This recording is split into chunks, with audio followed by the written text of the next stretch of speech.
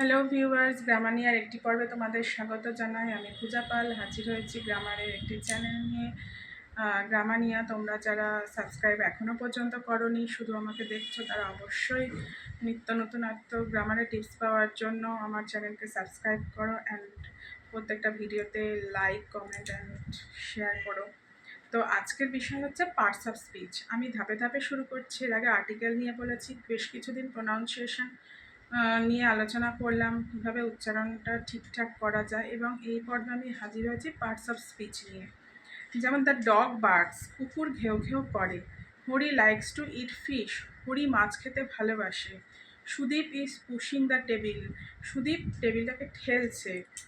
ঠিক আছে, এই সেন্টেন্সগুলো যে আমি বললাম, সেই সেন্টেন্সে যদি সবাই আমরা লক্ষ্য করি, তাহলে দেখতে কী পাবো, কয়েকটি শব্দ, তাই তো? কয়েকটি শব্দ পাশাপাশি বসে একটি বাক্য তৈরি করেছে এবং সেটি অর্থপূর্ণভাবে।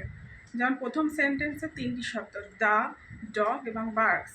তাহলে এই শব্দগুলো, সুতরাং কি হচ্ছে, বাক্যে ব্যবহৃত প্রতিটি অংশ বা শব্দকে বলা হচ্ছে পার্টস অফ স্পিচ। ইংলিশে এই পার্টস অফ স্পিচটা 1-2 ধরনের নয় বন্ধুরা, 8 ধরনের হয়ে থাকে। কী কী না, noun, pronoun, adjective, verb, adverb, preposition, conjunction and interjection. তাহলে কয় ভাগে বললাম? 8 ভাগে হয়ে থাকে এই পার্টস অফ স্পিচগুলো। আর কাকে বলছে? বাক্যে ব্যবহৃত প্রতিটি অংশ বা শব্দকে বলা হচ্ছে পার্টস অফ স্পিচ।